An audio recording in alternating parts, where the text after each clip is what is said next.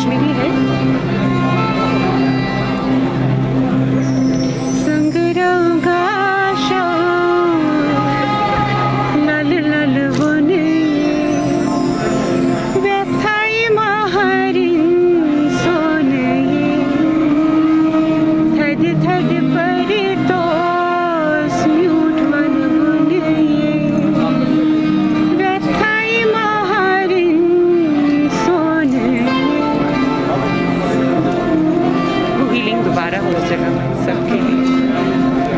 Sir मेरा नाम जाहिर हुसैन है। मेरा फादर आर्मी में थे, वो शहीद हो गए 2012 में। तो इनकी तरफ से ये फंक्शंस होते रहते हैं आर्मी की तरफ से, जिससे हमें फील अच्छा होता है, अकेलापन महसूस नहीं होता है। तो लगता है कि हमारा ख्याल रखने वाले हैं कोई।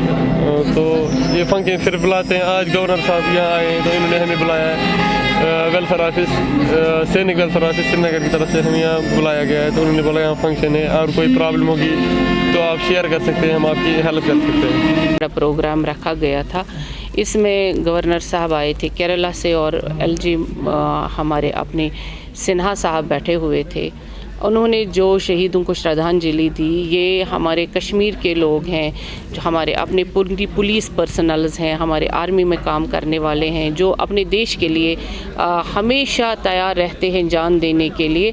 और अल्लाह करे कि उनको जन्नत में जगह मिले। और उनके घर वाले आज यहाँ पे बैठे हुए थे और उनको सबों को हम यही कहेंगे कि उनकी वजह से आज हम खुली सांस में अपना जो ज़िंदगी का अगला पड़ाव है वो ले रहे हैं। फिर से पता कौन सा गाना?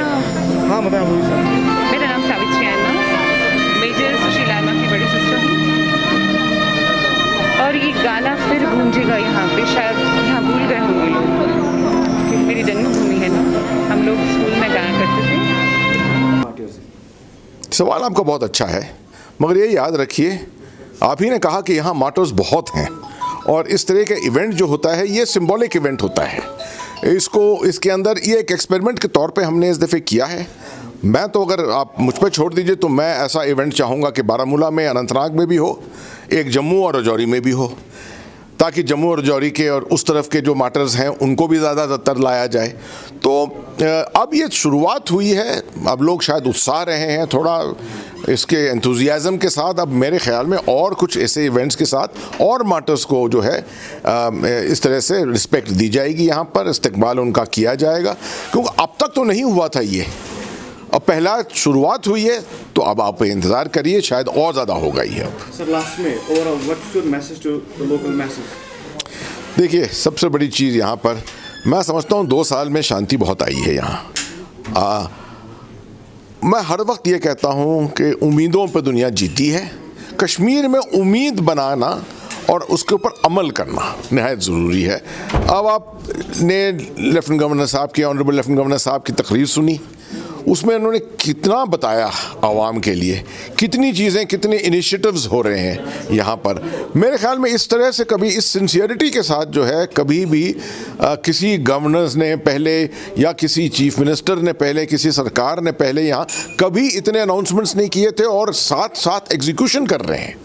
तो मैं समझता हूँ कि यहाँ पर जितने युवा हैं, ख़ास तौर पे जितने नौजवान हैं जम्मू कश्मीर में, उनको उम्मीद बनाए रखना चाहिए और उम्मीद नहीं छोड़नी चाहिए, क्योंकि अभी तो दिन आ रहे हैं ज़बरदस्त, जैसे हैं अच्छे दिन आ रहे हैं कश्मीर के, उन अच्छे दिनों के लिए इंतज़ार करें।